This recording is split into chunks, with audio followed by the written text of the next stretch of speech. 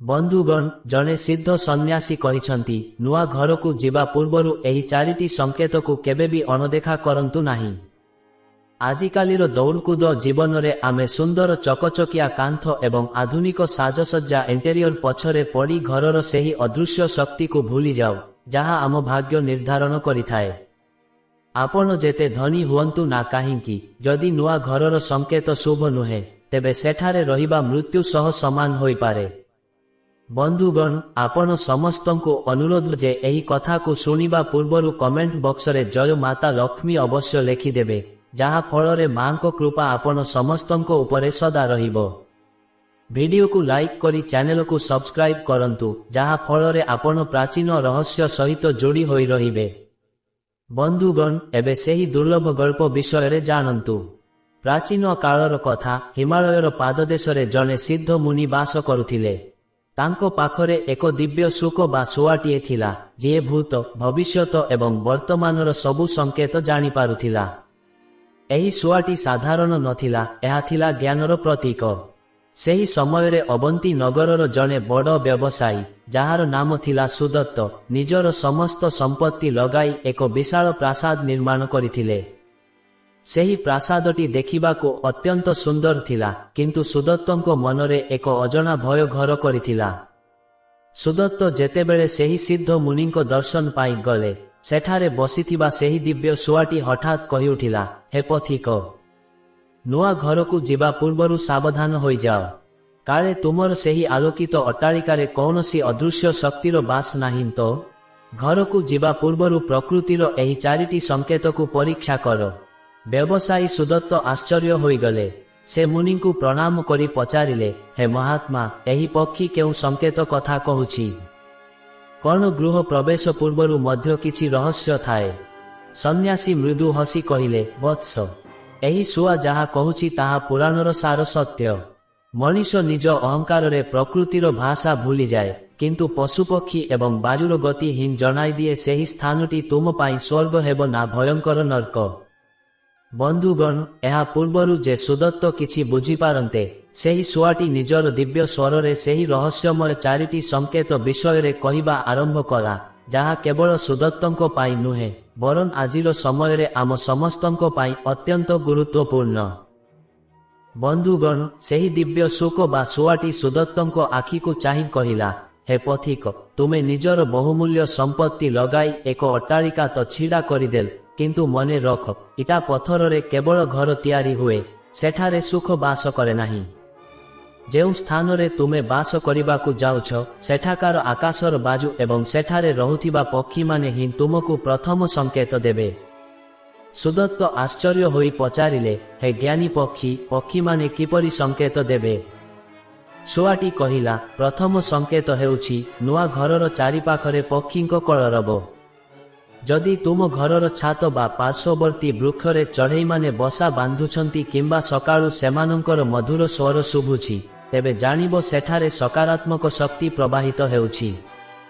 ବନ୍ଧୁଗଣ, ସାଧୁ ମଧ୍ୟ ସେହି ଶୁଆର କଥାରେ ହମ୍ ଭରି କହିଲେ, ବତ୍ସ, ପକ୍ଷୀମାନଙ୍କର ସମ୍ବେଦନଶୀଳତା ମଣିଷ ଅପେକ୍ଷା ଅଧିକ। ଯେଉଁ ସ୍ଥାନରେ ନକାରାତ୍ମକ ଶକ୍ତି ବା କୌଣସି ଅଶୁଭ ଆତ୍ମାର ପ୍ରଭାବ ଥାଏ, ସେଠାକୁ ପକ୍ଷୀମାନେ ଯିବାକୁ ଭୟ କରନ୍ତି। ଯଦି ତୁମ ଘର ଆଖପାଖରେ କେବଳ କାଉ ବା ଶାଗୁଣା ବସୁଛନ୍ତି କିମ୍ବା କୌଣସି ପକ୍ଷୀ ବସା ବାନ୍ଧିବାକୁ ଡରୁଛନ୍ତି, ତେବେ ସାବଧାନ ହୋଇଯାଅ। ସେହି ସ୍ଥାନର ବାୟୁମଣ୍ଡଳରେ କିଛି ତ୍ରୁଟି ଅଛି। ସୁଦତ୍ତ ମନେ ମନେ ନିଜ ନୂଆ ଘର କଥା ଭାବିବାକୁ ଲାଗିଲେ। ସେ ମନେ ପକାଇଲେ ଯେ ସେଠାରେ ସେ କେବେ ବି ଚଢ଼େଇମାନଙ୍କର କିଚିରିମିଚିରି ଶବ୍ଦ ଶୁଣି ନାହାନ୍ତି। ତାଙ୍କ ମନରେ ଭୟର ଏକ ଶୀତଳ ଲହରୀ ଖେଳିଗଲା। ବନ୍ଧୁଗଣ, ଆଜିର ଆଧୁନିକ ଯୁଗରେ ଆମେ ପ୍ରକୃତିଠାରୁ ଏତେ ଦୂରେଇ ଯାଇଛେ ଯେ ଆମେ ଏହି ସୂକ୍ଷ୍ମ ସଂକେତଗୁଡ଼ିକୁ ବୁଝିପାରୁନାହୁଁ। ଆମେ କେବଳ ଘରର ଅବସ୍ଥିତି ଏବଂ ଦାମ ଦେଖୁ, କିନ୍ତୁ ସେହି ସ୍ଥାନର ପ୍ରାକୃତିକ ଶାନ୍ତି କଥା ଭୁଲିଯାଉ। ସୁଦତ୍ତ ପଚାରିଲେ, ହେ ଦିବ୍ୟ ଶୁକ, ଦ୍ୱିତୀୟ ସଂକେତଟି କଣ? ଶୁଆଟି ଡେଣା ହଲାଇ କହିଲା, ଦ୍ୱିତୀୟ ସଂକେତ ହେଉଛି ଘର ଭିତରକୁ ପ୍ରବେଶ କରୁଥିବା ପବନର ଗନ୍ଧ। ଯଦି ଗୃହ ପ୍ରବେଶ ପୂର୍ବରୁ ଘର ଭିତରେ କୌଣସି ବିନା କାରଣରେ ଦୁର୍ଗନ୍ଧ ବା ଶୁଷ୍କତାର ଅନୁଭବ ହୁଏ, ତେବେ ବୁଝିବ ସେହି ଭୂମି ଅଭିଶପ୍ତ। ବାୟୁର ଦିଗ ଏବଂ ଗନ୍ଧ ହିଁ କହିଦିଏ ସେଠାରେ ଲକ୍ଷ୍ମୀ ବାସ କରିବେ ନା ଅଲକ୍ଷ୍ମୀ। ସୁଦତ୍ତଙ୍କୁ ସେହି ମୁହୂର୍ତ୍ତରେ ମନେ ପଡ଼ିଲା, ତାଙ୍କ ନୂଆ ଘରର ଦକ୍ଷିଣ କୋଣରେ ସବୁବେଳେ ଏକ ଅଜଣା ଗନ୍ଧ ଆସୁଥିଲା, ଯାହାକୁ ସେ ସାଧାରଣ ବୋଲି ଭାବି ଏଡ଼ାଇ ଦେଇଥିଲେ। ବନ୍ଧୁଗଣ, ସୁଦତ୍ତଙ୍କ ମନରେ ଏବେ ଅଜଣା ଆଶଙ୍କାର ବାଦଲ ଘୋଟି ଆସିଲାଣି।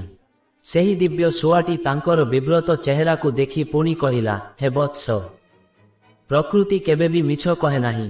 ତୁମେ ଯେତେବେଳେ ସେହି ନୂଆ ଘରର ଦ୍ୱାର ଖୋଲିବ, ତେବେ ତୃତୀୟ ସଂକେତ ଉପରେ ନିଶ୍ଚୟ ଧ୍ୟାନ ଦେବ। ତାହା ହେଉଛି ଘର ଭିତରକୁ ପ୍ରବେଶ କରୁଥିବା ପଶୁଙ୍କ ଗତିବିଧି। ସୁଦତ୍ତ ଆଗ୍ରହର ସହ ପଚାରିଲେ, ମିତ୍ର ଶୁକ, ପଶୁମାନେ କିପରି ଶୁଭ ଅଶୁଭ ସୂଚନା ଦେଇପାରନ୍ତି? ଶୁଆଟି କହିଲା, ଯଦି ଗୃହ ପ୍ରବେଶ ପୂର୍ବରୁ କୌଣସି ଶ୍ବେତ ରଙ୍ଗର ଗାଈ ବା ବାଛୁରୀ ସ୍ୱତଃସ୍ଫୂର୍ତ୍ତ ଭାବେ ତୁମ ଘରର ଅଗଣାରେ ପ୍ରବେଶ କରି ମୃଦୁ ସ୍ୱରରେ ଡାକ ଦିଏ, ତେବେ ଜାଣିବ ସେହି ସ୍ଥାନ ଦେବତାଙ୍କ ଦ୍ୱାରା ଅଭିମନ୍ତ୍ରିତ। କିନ୍ତୁ ଯଦି ଘର ପାଖରେ କୁକୁରମାନେ ରଡ଼ି କରୁଛନ୍ତି କିମ୍ବା ଘର ଭିତରକୁ ଯିବାକୁ ଡରୁଛନ୍ତି, ତେବେ ବୁଝିବ ସେଠାରେ କୌଣସି ଅଶରୀରୀ ବା ନେଗେଟିଭ୍ ଏନର୍ଜିର ଉପସ୍ଥିତି ରହିଛି। ବନ୍ଧୁଗଣ, ସିଦ୍ଧ ସନ୍ନ୍ୟାସୀ ସୁଦତ୍ତଙ୍କୁ ବୁଝାଇ କହିଲେ, ଆଜିର ଆଧୁନିକ ମଣିଷ ଘରର ବାସ୍ତୁ ପାଇଁ ପରାମର୍ଶ ତ ନିଅନ୍ତି, କିନ୍ତୁ ଆତ୍ମାର ଶାନ୍ତି ଖୋଜିବାକୁ ଭୁଲିଯାନ୍ତି। ପଶୁମାନଙ୍କ ପାଖରେ ଏକ ଷଷ୍ଠ ଇନ୍ଦ୍ରିୟ ଥାଏ, ଯାହା ସେମାନଙ୍କୁ ବିପଦର ଆଗୁଆ ସୂଚନା ଦିଏ। ସୁଦତ୍ତ ମନେ ପକାଇଲେ ଯେ, ଯେଉଁ ଦିନ ସେ ନିଜ ନୂଆ ଘରକୁ ଶେଷ ଥର ପାଇଁ ଦେଖିବାକୁ ଯାଇଥିଲେ, ଗୋଟିଏ ପାଳିତ କୁକୁର ଘରର ମୁଖ୍ୟ ଦ୍ୱାର ପାଖରେ ପହଞ୍ଚି ଭୟରେ ଥରିବାକୁ ଲାଗିଥିଲା ଏବଂ ଭିତରକୁ ପ୍ରବେଶ କରିନଥିଲା। ସେତେବେଳେ ସୁଦତ୍ତ ଏହାକୁ ଏକ ସାଧାରଣ ଘଟଣା ବୋଲି ଭାବି ଅଣଦେଖା କରିଦେଇଥିଲେ। ଶୁଆଟି ଏବେ ଅତ୍ୟନ୍ତ ଗମ୍ଭୀର ହୋଇ କହିଲା, ହେ ସୁଦତ୍ତ, ଏବେ ଚତୁର୍ଥ ଏବଂ ସବୁଠାରୁ ଭୟଙ୍କର ସଂକେତ ବିଷୟରେ ଶୁଣ। ତାହା ହେଉଛି ଘର ଭିତରର ଛାଇ। ଯଦି ମଧ୍ୟାହ୍ନ ସମୟରେ, ଯେତେବେଳେ ସୂର୍ଯ୍ୟ ମୁଣ୍ଡ ଉପରେ ଥାନ୍ତି, ତୁମ ଘର ଭିତରେ କୌଣସି ବସ୍ତୁ ନଥାଇ ମଧ୍ୟ କାନ୍ଥରେ ଏକ ଅଜଣା ଛାଇ ଦେଖାଯାଏ କିମ୍ବା କାନ୍ଥର ରଙ୍ଗ ବିନା କାରଣରେ କଳା ପଡ଼ିଯାଏ, ତେବେ ଜାଣିବ ସେହି ଭୂମି ତଳେ କୌଣସି ରହସ୍ୟ ଲୁଚି ରହିଛି। ସୁଦତ୍ତଙ୍କ ମନରେ ଏବେ ଛନକା ପଶିଲା, କାରଣ ସେହି ବିଶାଳ ପ୍ରାସାଦର ଏକ ଅନ୍ଧାରୁଆ କୋଠରୀରେ ସେ ମଧ୍ୟ ଅନେକ ସମୟରେ କିଛି ଅଜବ ଛାଇ ଦେଖିବାକୁ ପାଇଥିଲେ। ବନ୍ଧୁଗଣ, ସୁଦତ୍ତଙ୍କ ମନରେ ଏବେ ଛନକା ପଶିଲା। ସେହି ଦିବ୍ୟ ଶୁଆଟିର କଥା ଶୁଣି ସେ ଥରିବାକୁ ଲାଗିଲେ। ସେ କିଛି ସମୟ ନୀରବ ରହିବା ପରେ ସନ୍ନ୍ୟାସୀଙ୍କୁ ପଚାରିଲେ, ମହାତ୍ମା, ଯଦି ଏହି ସବୁ ସଂକେତ ମୋ ଘରେ ଦେଖାଯାଉଛି, ତେବେ ଏହାର ଅର୍ଥ କ'ଣ? ସେହି ଭୂମି ମୋ ପାଇଁ ଅଶୁଭ, ନା ସେଠାରେ କୌଣସି ଅଭିଶାପ ଲୁଚି ରହିଛି? ସନ୍ନ୍ୟାସୀ ଶାନ୍ତ ସ୍ୱରରେ କହିଲେ, ବତ୍ସ, ସବୁବେଳେ ମନେ ରଖିବ, ପ୍ରକୃତି ଆମ ସହ ସଂକେତ ମାଧ୍ୟମରେ କଥା ହୁଏ। ଯଦି ଘରର ଛାଇ କିମ୍ବା କାନ୍ଥର ରଙ୍ଗ ବିନା କାରଣରେ ବଦଳିଯାଏ, ତେବେ ତାହା କେବଳ ବାସ୍ତୁ ଦୋଷ ନୁହେଁ, ବରଂ ସେହି ସ୍ଥାନର ଇତିହାସ ଅତ୍ୟନ୍ତ ଭୟଙ୍କର ହୋଇଥାଇପାରେ।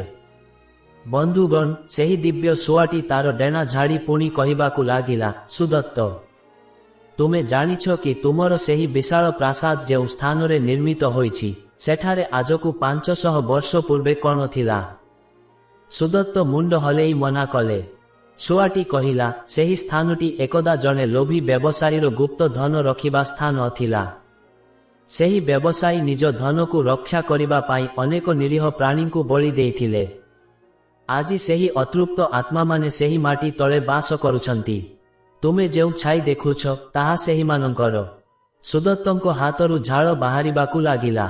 ସେ ଭାବିବାକୁ ଲାଗିଲେ ଯେ ସେ ନିଜ ଜୀବନର ସବୁ ସଞ୍ଚିତ ଅର୍ଥ ଏକ ଅଭିଶପ୍ତ ଭୂମିରେ ଲଗାଇ ଦେଇଛନ୍ତି। ବନ୍ଧୁଗଣ, ଆଜିର ସମୟରେ ମଧ୍ୟ ଅନେକ ଲୋକ ଶସ୍ତା ଜମି ପାଇଲେ କିମ୍ବା ସୁନ୍ଦର ଜାଗା ଦେଖିଲେ ତାର ପୃଷ୍ଠଭୂମି ବା ବ୍ୟାକଗ୍ରାଉଣ୍ଡ ବିଷୟରେ ଜାଣିବାକୁ ଚେଷ୍ଟା କରନ୍ତି ନାହିଁ। ପୁରାଣ କହେ, ଯେଉଁ ମାଟି ତଳେ କାହାର ଅଶ୍ରୁ ବା ରକ୍ତ ପଡ଼ିଥାଏ, ସେଠାରେ ସୁଖର ସଂସାର କେବେ ବି ଗଢ଼ି ହୁଏ ନାହିଁ। ସୁଦତ୍ତ କାନ୍ଦି କାନ୍ଦି ସନ୍ନ୍ୟାସୀଙ୍କ ପାଦ ଧରି ପଚାରିଲେ, ମହାତ୍ମା, ମୁଁ ତ ମୋର ସବୁକିଛି ସେଠାରେ ଶେଷ କରିଦେଇଛି। ଏବେ ମୋର ଉପାୟ କ'ଣ? ମୁଁ କ'ଣ ସେହି ଭୟଙ୍କର ସଂକେତ ସହ ନିଜ ପରିବାରକୁ ମରଣ ମୁହଁକୁ ଠେଲି ଦେବି? ସନ୍ନ୍ୟାସୀ କହିଲେ, ବତ୍ସ, ପ୍ରକୃତି ଯଦି ସଂକେତ ଦେଉଛି, ତେବେ ଉପାୟ ମଧ୍ୟ ଦେବ। କିନ୍ତୁ ସେହି ଉପାୟ ଜାଣିବା ପୂର୍ବରୁ ତୁମକୁ ସେହି ଘରର ଏକ ଗଭୀର ପରୀକ୍ଷା କରିବାକୁ ପଡ଼ିବ। ବନ୍ଧୁଗଣ, ସିଦ୍ଧ ସନ୍ନ୍ୟାସୀଙ୍କ କଥା ଶୁଣି ସୁଦତ୍ତଙ୍କ ପାଦ ତଳୁ ମାଟି ଖସିଗଲା। ସେ ବ୍ୟାକୁଳ ହୋଇ ପଚାରିଲେ, ହେ ପ୍ରଭୁ, ସେହି ପରୀକ୍ଷା କ'ଣ? ମୁଁ ନିଜ ପରିବାରକୁ ରକ୍ଷା କରିବା ପାଇଁ ଯେକୌଣସି ପରୀକ୍ଷା ଦେବାକୁ ପ୍ରସ୍ତୁତ। ସନ୍ନ୍ୟାସୀ ସେହି ଦିବ୍ୟ ସୁଖ ଆଡ଼କୁ ଚାହିଁଲେ। ଶୁଆଟି ନିଜର ଥଣ୍ଟରେ ଏକ ଶୁଖିଲା ପତ୍ର ଉଠାଇ ସୁଦତ୍ତଙ୍କ ଆଗରେ ରଖିଲା ଏବଂ କହିଲା, ସୁଦତ୍ତ, ଆଜି ରାତିରେ ଯେତେବେଳେ ଚନ୍ଦ୍ର ପୂର୍ଣ୍ଣ ଆକାଶରେ ଥିବେ, ତୁମେ ଏକାକୀ ନିଜ ନୂଆ ଘରର ବ୍ରହ୍ମସ୍ଥାନ ଅର୍ଥାତ୍ ଘରର ମଝି ଭାଗରେ ଏକ ମାଟି ଦୀପ ଜଳାଇ ବସିବ। ଯଦି ସେହି ଦୀପର ଶିଖା ସ୍ଥିର ରହେ, ତେବେ ଜାଣିବ ସେଠାରେ ଦୋଷ ଅଛି, କିନ୍ତୁ ତାହା ସଂଶୋଧନ ଯୋଗ୍ୟ। କିନ୍ତୁ ଯଦି ବିନା ପବନରେ ଦୀପଟି ଲିଭିଯାଏ, ତେବେ ବୁଝିବ ସେହି ଅଦୃଶ୍ୟ ଶକ୍ତି ତୁମକୁ ସେଠାରେ ଗ୍ରହଣ କରିବାକୁ ଚାହୁଁନାହିଁ। ବନ୍ଧୁଗଣ, ସୁଦତ୍ତ ଭୟଭୀତ ଥିଲେ ମଧ୍ୟ ସାହସ ସଞ୍ଚୟ କରି ସେହି ରାତିରେ ନିଜ ନୂଆ ପ୍ରାସାଦକୁ ଗଲେ। ଘରଟି ବାହାରୁ ଅତି ସୁନ୍ଦର ଦେଖାଯାଉଥିଲା, କିନ୍ତୁ ଭିତରକୁ ପଶିବା ମାତ୍ରେ ଏକ ଭୟଙ୍କର ଶୀତଳତା ତାଙ୍କୁ ଘେରିଗଲା। ସେ ଘରର ମଝିରେ ଏକ ଘିଅ ଦୀପ ଜଳାଇଲେ। ଚାରିଆଡ଼ ଶୂନଶାନ, କେବଳ ତାଙ୍କ ନିଜ ନିଶ୍ୱାସର ଶବ୍ଦ ଶୁଭୁଥିଲା। ହଠାତ୍ ଘରର ଝରକାଗୁଡ଼ିକ ଆପେ ଆପେ ବନ୍ଦ ହେବାକୁ ଲାଗିଲା। ସୁଦତ୍ତ ଦେଖିଲେ ଯେ ଦୀପର ଶିଖାଟି ନୀଳ ରଙ୍ଗରେ ପରିଣତ ହୋଇଗଲାଣି। ଆଧୁନିକ ବିଜ୍ଞାନରେ ଆମେ ଏହାକୁ ବାଷ୍ପର ପ୍ରଭାବ ବୋଲି କହିପାରୁ, କିନ୍ତୁ ଆଧ୍ୟାତ୍ମିକ ଦୃଷ୍ଟିରୁ ଏହା ଥିଲା ଏକ ବିପଦର ସଂକେତ। ସୁଦତ୍ତ ଡରିଯାଇ ଆଖି ବନ୍ଦ କରି ସେହି ସିଦ୍ଧ ମୁନିଙ୍କୁ ସ୍ମରଣ କଲେ। ଠିକ୍ ସେତିକି ବେଳେ ତାଙ୍କୁ ଲାଗିଲା ଯେପରି କେହି ଜଣେ ତାଙ୍କ କାନ ପାଖରେ ଫୁସ୍ଫୁସ୍ ହୋଇ କହୁଛି, ଏହା ଆମର ସ୍ଥାନ, ଏଠାରୁ ଚାଲିଯାଅ। ସୁଦତ୍ତଙ୍କ ଶରୀର ଥରିବାକୁ ଲାଗିଲା। ସେ ଦେଖିଲେ ଘରର କାନ୍ଥରେ ଥିବା ତାଙ୍କ ନିଜ ଛାଇ ଧୀରେ ଧୀରେ ତାଙ୍କଠାରୁ ଅଲଗା ହୋଇ କାନ୍ଥରେ ନାଚିବାକୁ ଲାଗୁଛି। ବନ୍ଧୁଗଣ, ଏହା ଥିଲା ସେହି ଭୟଙ୍କର ପରୀକ୍ଷାର ପ୍ରଥମ ଅନୁଭବ। ସୁଦତ୍ତ ବୁଝିପାରିଲେ ଯେ ପ୍ରକୃତି ଏବଂ ସେହି ଦିବ୍ୟ ସୁଖ ତାଙ୍କୁ କାହିଁକି ସତର୍କ କରୁଥିଲେ। ବନ୍ଧୁଗଣ, ସେହି ଅଭିଶପ୍ତ ପ୍ରାସାଦର ମଝିରେ ସୁଦତ୍ତ ଏକାକୀ ବସିଥିଲେ। ଚାରିଆଡ଼େ ନିଃଶବ୍ଦତା, କିନ୍ତୁ କାନ୍ଥରେ ନାଚୁଥିବା ସେହି ବିଚିତ୍ର ଛାଇ ତାଙ୍କ ମନରେ ଆତଙ୍କ ଖେଳାଇ ଦେଇଥିଲା। ହଠାତ୍ ସେ ଦେଖିଲେ, ଯେଉଁ ଦୀପଟି ସେ ଜଳାଇଥିଲେ, ତାହା ବିନା ପବନରେ ଥରିବାକୁ ଲାଗିଲା। ସୁଦତ୍ତଙ୍କୁ ଲାଗିଲା ଯେପରି ଘରର ତାପମାତ୍ରା ବା ଟେମ୍ପରେଚର ହଠାତ୍ କମିଯାଇଛି। ସେହି ଶୀତଳତା ତାଙ୍କ ହାଡ଼ ପର୍ଯ୍ୟନ୍ତ ଶିହରଣ ସୃଷ୍ଟି କରୁଥିଲା। ସେହି ମୁହୂର୍ତ୍ତରେ ତାଙ୍କୁ ସେହି ଦିବ୍ୟ ସୁଆର କଥା ମନେ ପଡ଼ିଲା। ବାୟୁର ଦିଗ ଏବଂ ଗତି ହିଁ କହିଦିଏ ସେଠାରେ କିଏ ବାସ କରୁଛି। ବନ୍ଧୁଗଣ, ସୁଦତ୍ତ ଦେଖିଲେ ଯେ ଘରର ଉତ୍ତର ପୂର୍ବ କୋଣରୁ ଏକ ପ୍ରବଳ ବେଗରେ ଧୂଳିଆ ପବନ ବୋହିବାକୁ ଲାଗିଲା। ଆଧୁନିକ ବିଜ୍ଞାନରେ ଆମେ ଏହାକୁ କୌଣସି ଏୟାର ପ୍ରେସର ବା ବାୟୁ ଚାପର ପରିବର୍ତ୍ତନ କହିପାରୁ, କିନ୍ତୁ ସେହି ସମୟରେ ତାହା ଥିଲା ଏକ ଅଲୌକିକ ଘଟଣା। ସୁଦତ୍ତ ଦେଖିଲେ, ସେହି ପବନର ଶବ୍ଦ କୌଣସି ମଣିଷର କାନ୍ଦଣା ପରି ଶୁଭୁଥିଲା। ସେ ଭୟରେ ଆଖି ବନ୍ଦ କରି ଓଁ ନମଃ ଶିବାୟ ଜପ କରିବାକୁ ଲାଗିଲେ। ଠିକ୍ ସେତିକି ବେଳେ ଏକ ଚମତ୍କାର ଘଟିଲା। ଘରର ଛାତ ଉପରେ ଏକ ବିରାଟକାୟ ଶୁଆ ବସିବାର ଶବ୍ଦ ଶୁଭିଲା। ତାହା ଥିଲା ସେହି ସିଦ୍ଧ ସନ୍ନ୍ୟାସୀଙ୍କ ଦିବ୍ୟ ସୁଖ। ସେହି ପକ୍ଷୀଟିର ଉପସ୍ଥିତି ମାତ୍ରେ ଘର ଭିତରେ ଥିବା ସେହି ଭୟଙ୍କର ଛାଇଗୁଡ଼ିକ ଧୀରେ ଧୀରେ ମଳିନ ପଡ଼ିବାକୁ ଲାଗିଲେ। ଶୁଆଟି ନିଜର ଦିବ୍ୟ ସ୍ୱରରେ କହିଲା, ସୁଦତ୍ତ, ଭୟ କର ନାହିଁ। ତୁମେ ଏହି ଘରର ପଞ୍ଚମ ସଂକେତ ଦେଖିସାରିଛ। ଏଠାକାର ବାୟୁ ଅତୃପ୍ତ ଆତ୍ମାଙ୍କ ଶ୍ୱାସରେ ଭରପୂର। କିନ୍ତୁ ମନେ ରଖ, ଯେଉଁଠି ଅନ୍ଧକାର ଥାଏ, ସେଠାରେ ଆଲୋକର ମାର୍ଗ ମଧ୍ୟ ଥାଏ। ସୁଦତ୍ତ ଆଖି ଖୋଲି ଦେଖିଲେ, ଶୁଆଟି ତାଙ୍କ ଆଗରେ ବସିଛି। ତାର ଆଖିରୁ ଏକ ଦିବ୍ୟ ଜ୍ୟୋତି ବାହାରୁଥିଲା, ଯାହା ସେହି କୋଠରୀର କୁହୁଡ଼ିକୁ ସଫା କରିଦେଲା। ବନ୍ଧୁଗଣ, ସେହି ଦିବ୍ୟ ସୁଖର ଉପସ୍ଥିତି ସୁଦତ୍ତଙ୍କ ମନରେ ସାହସ ସଞ୍ଚାର କଲା। ଶୁଆଟି ନିଜର ଚଞ୍ଚୁରେ ଘରର ଚଟାଣକୁ ଥପ୍ କରି କହିଲା, ସୁଦତ୍ତ, ଏହି ଘରର ଚକଚକିଆ ପଥର ତଳେ ହିଁ ସେହି ରହସ୍ୟ ଲୁଚି ରହିଛି, ଯାହା ପ୍ରକୃତିକୁ ଅଶାନ୍ତ କରୁଛି। ତୁମେ ଯେତେବେଳେ ଏହି ଭୂମି ଖୋଳିଥିଲ, ତୁମେ କିଛି ଭୁଲ କରିଥିଲ କି? ସୁଦତ୍ତ ମନେ ପକାଇବାକୁ ଚେଷ୍ଟା କଲେ। ସେ ମନେ ପକାଇଲେ ଯେ ଯେତେବେଳେ ଘରର ମୂଳଦୁଆ ବା ଫାଉଣ୍ଡେସନ ଖୋଳା ହେଉଥିଲା, ସେଠାରେ ଏକ ପୁରାତନ କଳସ ଏବଂ କିଛି ହାଡ଼ ମିଳିଥିଲା। କିନ୍ତୁ ସେହି ସମୟରେ ସୁଦତ୍ତ ଧନ ଲୋଭରେ ଏବଂ ଘର କାମରେ ବିଳମ୍ବ ହେବା ଭୟରେ ସେଗୁଡ଼ିକୁ ଚୁପଚାପ ନଦୀରେ ଫିଙ୍ଗି ଦେଇଥିଲେ। ବନ୍ଧୁଗଣ, ସୁଦତ୍ତଙ୍କ କଥା ଶୁଣି ଶୁଆଟି ଗମ୍ଭୀର ସ୍ୱରରେ କହିଲା, ସେହି କଳସଟି ସାଧାରଣ ନଥିଲା। ସେଥିରେ ଏହି ଭୂମିର ପୂର୍ବ ମାଲିକର ଅଶ୍ରୁ ଏବଂ ଅଭିଶାପ ଥିଲା। ତୁମେ ତାକୁ ଶାସ୍ତ୍ରୀୟ ବିଧି ଅନୁସାରେ ଶୁଦ୍ଧ ନକରି କେବଳ ଫିଙ୍ଗି ଦେଲ, ଯାହା ଫଳରେ ସେହି ଶକ୍ତିମାନେ ଆହୁରି କ୍ରୋଧିତ ହୋଇଗଲେ। ସୁଦତ୍ତଙ୍କୁ ଏବେ ନିଜ ଭୁଲ ବୁଝା ପଡ଼ିଲା। ଆଜିର ମଡର୍ଣ୍ଣ ବା ଆଧୁନିକ ଯୁଗରେ ଆମେ ପୁରାଣର ଏହି ସୂକ୍ଷ୍ମ ବିଧିଗୁଡ଼ିକୁ ଅନ୍ଧବିଶ୍ୱାସ ବୋଲି କହି ଏଡ଼ାଇ ଦେଉ, କିନ୍ତୁ ପ୍ରକୃତିର ସନ୍ତୁଳନ ବା ବାଲାନ୍ସ ବିଗିଡ଼ିଗଲେ ତାର ପରିଣାମ ଭୟଙ୍କର ହୁଏ। ଶୁଆଟି ପୁଣି କହିଲା, ଏବେ ଷଷ୍ଠ ସଂକେତକୁ ଦେଖ।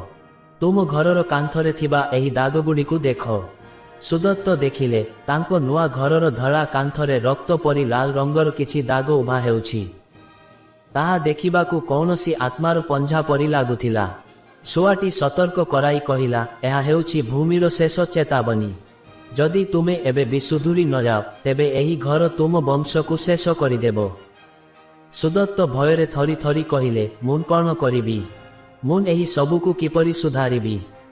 ବନ୍ଧୁଗଣ, ସେହି ରକ୍ତ ରଞ୍ଜିତ ଦାଗ ଦେଖି ସୁଦତ୍ତଙ୍କ ସ୍ପନ୍ଦନ ବଢ଼ିଗଲା। ସେହି ଦିବ୍ୟ ସୁକ ନିଜର ଡେଣା ଝାଡ଼ି କହିଲା, ସୁଦତ୍ତ, ଏହା କେବଳ ରଙ୍ଗ ନୁହେଁ, ଏହା ହେଉଛି ସେହି ଭୂମିର ଆର୍ତ୍ତନାଦ। ତୁମେ ଆଧୁନିକ ବିଳାସ ବ୍ୟସନ ପାଇଁ ପ୍ରକୃତିର ନିୟମକୁ ଭୁଲି ଯାଇଛ। କିନ୍ତୁ ମନେରଖ, ଏହି ଘରର ସବୁଠାରୁ ବଡ଼ ସଂକେତ ହେଉଛି ଘରର ପାଣି। ସୁଦତ୍ତ ଆଶ୍ଚର୍ଯ୍ୟ ହୋଇ ପଚାରିଲେ, ପାଣି? ସେଥିରେ ପୁଣି କି ସଂକେତ ଥାଇପାରେ? ଶୁଆଟି କହିଲା, ଯଦି ତୁମ ଘରର ପାଣି ବିନା କାରଣରେ ପିତା ଲାଗେ କିମ୍ବା ସେଥିରୁ ଏକ ଅଜଣା ଲୌହ ଗନ୍ଧ ଆସେ, ତେବେ ବୁଝିବ ସେହି ଭୂମିର ଶକ୍ତି ସମ୍ପୂର୍ଣ୍ଣ ରୂପେ ନକାରାତ୍ମକ ହୋଇଯାଇଛି। ବନ୍ଧୁଗଣ, ସୁଦତ୍ତ ଧାଇଁଯାଇ ଘରର ଜଳାଧାର ବା ୱାଟର ଟ୍ୟାଙ୍କ ପାଖକୁ ଗଲେ। ସେଠାରେ ପାଣି ଦେଖିବା ମାତ୍ରେ ତାଙ୍କ ଆଖି ଖୁସି ହୋଇଗଲା। ସେହି ନିର୍ମଳ ପାଣି ଧୀରେ ଧୀରେ କଳା ପଡ଼ିଯାଉଥିଲା। ସେହି ମୁହୂର୍ତ୍ତରେ ସେହି ସିଦ୍ଧ ସନ୍ନ୍ୟାସୀଙ୍କ ଶବ୍ଦ ତାଙ୍କ କାନରେ ଗୁଞ୍ଜରି ଉଠିଲା, ବତ୍ସ, ପଞ୍ଚଭୂତ ବା କ୍ଷିତି, ଆପ୍, ତେଜ, ମରୁତ୍, ବ୍ୟୋମ ମଧ୍ୟରୁ ଜଳ ହେଉଛି ସବୁଠାରୁ ଶୀଘ୍ର ପ୍ରଭାବିତ ହେଉଥିବା ତତ୍ତ୍ୱ। ଯଦି ଘରର ପାଣି ଦୂଷିତ ହୁଏ, ତେବେ ସେହି ଘରେ ରହୁଥିବା ଲୋକଙ୍କ ମନ ମଧ୍ୟ ଦୂଷିତ ହୋଇଯାଏ। ସୁଦତ୍ତ ଭୟରେ କାନ୍ଦିବାକୁ ଲାଗିଲେ। ସେ ଦେଖିଲେ ଯେ ଘରର କାନ୍ଥଗୁଡ଼ିକ ଧୀରେ ଧୀରେ ଫାଟିବାକୁ ଲାଗୁଛି। ଆଜିକାଲିର ସିଭିଲ ଇଞ୍ଜିନିୟରିଂ ବା ଗୃହ ନିର୍ମାଣ ବିଜ୍ଞାନରେ ଆମେ ଏହାକୁ ଫାଉଣ୍ଡେସନ ପ୍ରୋବ୍ଲେମ ବା ମୂଳଦୁଆ ସମସ୍ୟା କହିପାରୁ, କିନ୍ତୁ ସେହି ସମୟରେ ତାହା ଥିଲା ଏକ ଅଲୌକିକ ପ୍ରତିକ୍ରିୟା। ଶୁଆଟି ଉଡ଼ିଆସି ସୁଦତ୍ତଙ୍କ କାନ୍ଧରେ ବସିଲା ଏବଂ କହିଲା, ସୁଦତ୍ତ, ସମୟ ଖୁବ୍ କମ୍। ଏହି ଘର ତୁମକୁ ଗ୍ରାସ କରିବା ପୂର୍ବରୁ ତୁମକୁ ଏକ ଶେଷ ପ୍ରତିକାର କରିବାକୁ ପଡ଼ିବ। ନଚେତ୍ ଆଜି ରାତିର ଶେଷ ପ୍ରହରରେ ଏହି ଅଟ୍ଟାଳିକା ତୁମର ସମାଧି ପାଲଟିଯିବ। ବନ୍ଧୁଗଣ, ସୁଦତ୍ତଙ୍କ ଚାରିପାଖରେ କାନ୍ଥଗୁଡ଼ିକ ଫାଟିବାକୁ ଲାଗିଥିଲା ଏବଂ ସେହି ଫାଟରୁ ଏକ ଅଜଣା କଳା ରଙ୍ଗର ତରଳ ପଦାର୍ଥ ବାହାରୁଥିଲା। ସୁଦତ୍ତ ଭୟରେ ଚିତ୍କାର କରିବାକୁ ଚାହୁଁଥିଲେ, କିନ୍ତୁ ତାଙ୍କ କଣ୍ଠରୁ ସ୍ୱର ବାହାରୁ ନଥିଲା। ସେହି ଦିବ୍ୟ ସୁକ ତାଙ୍କ କାନ୍ଥରେ ବସି କହିଲା, ସୁଦତ୍ତ, ଶେଷ ସଂକେତକୁ ଦେଖ, ତାହା ହେଉଛି ତୁମର ନିଜର ପ୍ରତିବିମ୍ବ।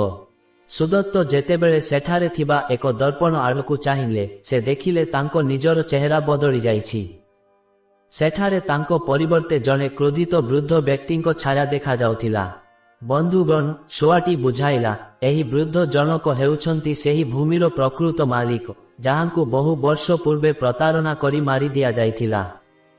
ତୁମେ ଯେଉଁ ଘର ତୋଳିଛ, ତାହା ତାଙ୍କର ସମାଧି ଉପରେ ନିର୍ମିତ।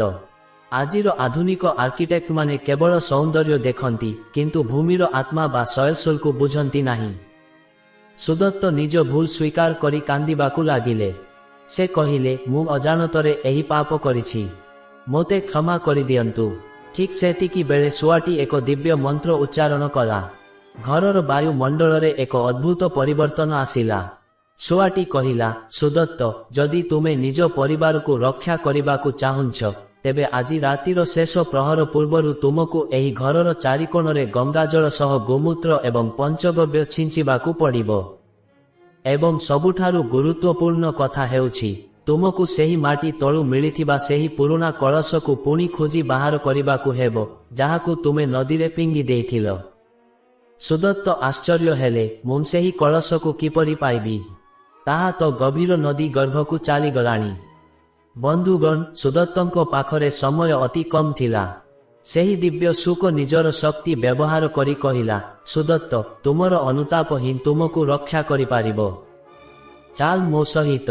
ଶୁଆଟି ଉଡ଼ିବାକୁ ଲାଗିଲା ଏବଂ ସୁଦତ୍ତ ତା ପଛେ ପଛେ ନଦୀ କୂଳକୁ ଦୌଡ଼ିଲେ। ଆଶ୍ଚର୍ଯ୍ୟର କଥା, ଯେଉଁଠାରେ ସୁଦତ୍ତ ସେହି କଳସକୁ ଫିଙ୍ଗିଥିଲେ, ସେଠାରେ ଜଳରାଶି ଦୁଇ ଭାଗ ହୋଇଯାଇଥିଲା। ସେହି କାଦୁଅ ଭିତରେ ସେହି ପୁରୁଣା କଳସଟି ଚିକ୍ କରୁଥିଲା। ସୁଦତ୍ତ ଧାଇଁଯାଇ ତାକୁ ଉଠାଇ ଆଣିଲେ। ତାଙ୍କୁ ଲାଗୁଥିଲା ଯେପରି ସେହି କଳସରୁ କେହି ଜଣେ କାନ୍ଦୁଛି।